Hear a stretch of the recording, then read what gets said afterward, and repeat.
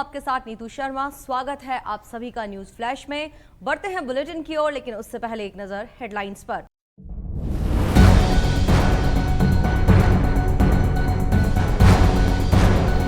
भारत पाक संघर्ष पर ट्रंप ने किया नया दावा, कहा युद्ध में गिरे थे 5 जेट, ट्रेड डील का फिर किया जिक्र। संसद का मानसून सत्र 21 जुलाई से, सत्ता और विपक्ष की तैयारियां तेज, कल हुई सर्वदलीय बैठक। चंदन मिश्रा हत्याकांड में बिहार पुलिस को मिली बड़ी सफलता। एसटीएफ टीम ने बंगाल से 6 आरोपियों को किया गिरफ्तार, कुछ और हो सकती हैं गिरफ्तारियां। देश भर में झमाझम बारिश का दौर जारी, विभिन्न राज्यों में बाढ़ की स्थिति, गंगा सहित कई नदियां खतरे के निशान से ऊपर। अब खबरें विस्तार से। अमेरिकी राष्ट्रपति डोनाल्ड ट्रंप ने एक बार फिर भारत पाकिस्तान युद्ध रुकवाने का दावा किया। साथ ही उन्होंने कहा कि मुझे लगता है कि भारत पाकिस्तान संघर्ष में सच में 5 जेट मार गिराए थे। हालांकि उन्होंने यह स्पष्ट नहीं किया कि विमान किस देश के थे। ट्रंप ने ये बात व्हाइट हाउस में रिपब्लिकन सांसदों के साथ डिनर के दौरान कही। वे अब तक 15 बार भारत और पाकिस्तान के बीच सीज फायर कराने की बात कह चुके हैं। दरअसल पाकिस्तान ने दावा किया था कि उसने लड़ाई में 5 भारतीय विमान मार गिराए थे। इससे पहले 14 जुलाई को ट्रंप ने अपने इस दावे को दोहराया था कि उन्होंने पहलगाम आतंकी हमले के बाद हाल ही में भारत पाकिस्तान संघर्ष को बढ़ने से रोक दिया था। ट्रंप ने ये टिप्पणियां नाटो के महासचिव मार्क रूट के साथ अपनी बैठक के दौरान की। उन्होंने व्यापार को लाभ के रूप में इस्तेमाल करने की अपनी रणनीति की और इशारा करते हुए कहा कि हमने व्यापार के माध्यम से ऐसा किया है। अगली खबर इजराइल और सीरिया के युद्ध विराम को लेकर है। इजराइल और सीरिया एक दूसरे के साथ युद्ध विराम पर सहमत हो गए हैं। तुर्की में अमेरिकी राजदूत टॉम बराक ने उसकी घोषणा करते हुए बताया कि तुर्की, जॉर्डन और पड़ोसी देशों ने इस युद्ध विराम का समर्थन किया है। बराक सीरिया में भी विशेष दूत है। सीरिया के दक्षिणी ड्रूज बहुल प्रांत में हिंसा भड़कने के बाद इजराइल ने बुधवार को दमिश्क में हमले किए थे। यरूशलेम ने कहा कि इजराइल का मकसद सीरिया के ड्रूज अल्पसंख्यकों की रक्षा करना है। सीरिया में ड्रूज एक छोटा लेकिन प्रभावशाली अल्पसंख्यक समुदाय है, जिसके अनुयायी लेबनान और इजराइल में भी है। बढ़ते हैं अगली खबर की ओर। अगली खबर राजधानी नई दिल्ली से है। संसद का मानसून सत्र 21 जुलाई को शुरू होगा। इस सत्र से पहले 3 बैठक हो रही हैं। सरकार ने इस सत्र से पहले बैठक की। इसी के साथ विपक्ष आज उन मुद्दों पर चर्चा करेगा जिन्हें लेकर वो सदन में सरकार को घेरने का काम करेगा। इसके बाद रविवार को एक सर्वदलीय बैठक बुलाई गई है। इस बैठक का मकसद सत्र के दौरान सुचारू कामकाज को सुनिश्चित करना है। साथ ही कई मामलों में विपक्षी दलों से सहयोग हासिल करना है। संसद का मानसून सत्र सोमवार से शुरू होने जा रहा है। सत्र 21 अगस्त को समाप्त होगा। मानसून सत्र से पहले एक सर्वदलीय बैठक भी बुलाई गई है। बैठक में सरकार की तरफ से रक्षा मंत्री राजनाथ सिंह, गृह मंत्री अमित शाह, संसदीय कार्य मंत्री किरेन रिजिजू समेत विपक्षी दलों और एनडीए दलों के नेता शामिल होंगे। बढ़ते हैं अगली खबर की ओर। अगली खबर मौसम को लेकर है। देश भर में झमाझम बारिश का दौर जारी है। विभिन्न राज्यों के कई जिलों में बाढ़ की स्थिति बनी हुई है। गंगा सहित कई नदियां खतरे के निशान से ऊपर बह रही है।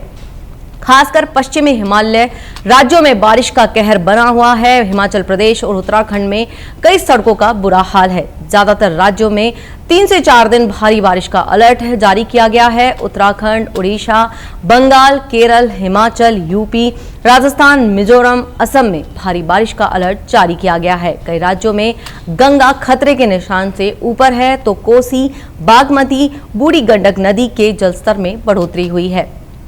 अगली खबर राजस्थान के केकड़ी से। केकड़ी में लसाड़िया बांध में तेज बहाव से 2.5 फुट की चादर चलने लगी है, जिससे जयपुर केकड़ी मार्ग पर भारी जलभराव हो गया है। पानी के सड़क पर फैलने के कारण जयपुर भिलवाड़ा हाईवे का संपर्क अस्थायी रूप से टूट गया है।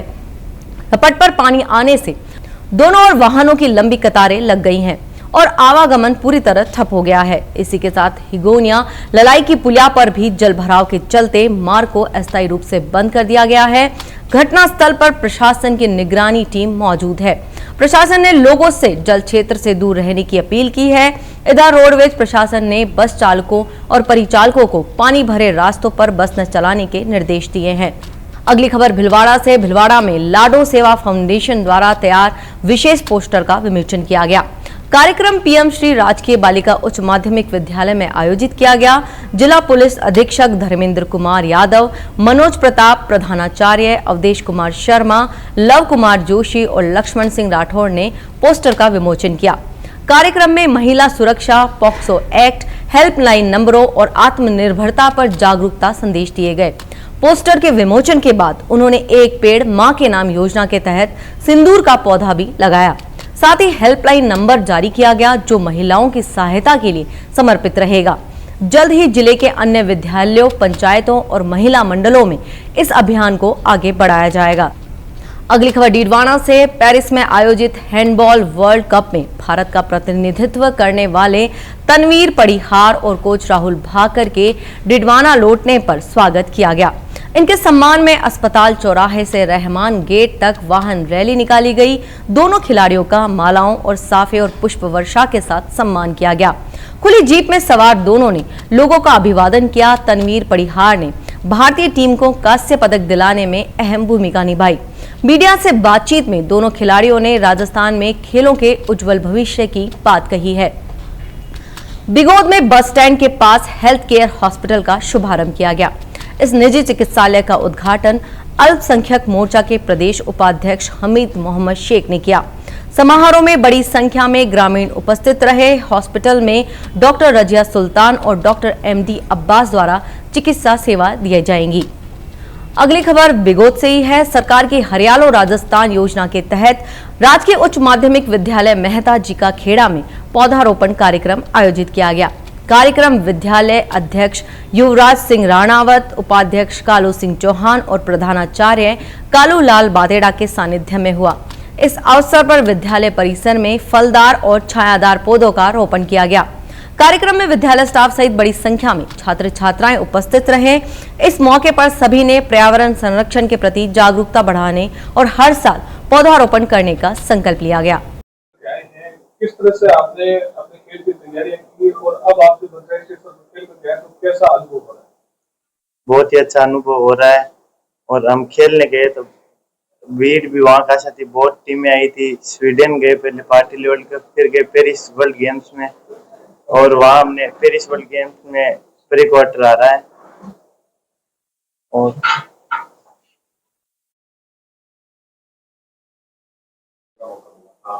हमारी इंडिया की टीम अंतर्राष्ट्रीय स्तर पर पेरिस और स्वीडन खेलने के लिए गई थी। वहाँ प्री क्वार्टर फाइनल में ये लोग हारे हैं। पहली बार ये वहाँ पे वुडन कोर्ट और इंडोर स्टेडियम में खेले, वो भी अंतर्राष्ट्रीय लेवल के खिलाड़ियों के साथ में। बहुत अच्छा इनका प्रदर्शन रहा। रही बात आगे भविष्य के लिए, तो मैं ये मानता हूँ कि राजस्थान में और इंडिया में प्रतिभाओं की कोई कमी नहीं है। अगर उनको पूरी तरीके से संसाधन और उनको अच्छी कोचिंग साथ के साथ में अच्छा खान पान अगर दिया जाए तो आने वाले समय में ओलंपिक और दूसरे जितने भी अंतर्राष्ट्रीय खेल हैं उनमें बहुत अच्छा प्रदर्शन वो लोग कर सकते हैं। डीडवाना का खेल भविष्य में बहुत ही उज्जवल देखता हूँ। और अभी जो गए 2-3-4 साल हैं इसमें आप देखिए कि कबड्डी, बास्केटबॉल, हैंडबॉल और दूसरे जो भी गेम्स हैं उन सब में डीडवाना अव्वल आ रहा है। पढ़ाई में भी डीडवाना अव्वल आ रहा है। तो आने वाले समय में डीडवाना, मैं तो ये मानता हूँ कि राजस्थान और इंडिया में अपना एक अमिट छाप छोड़ेगा।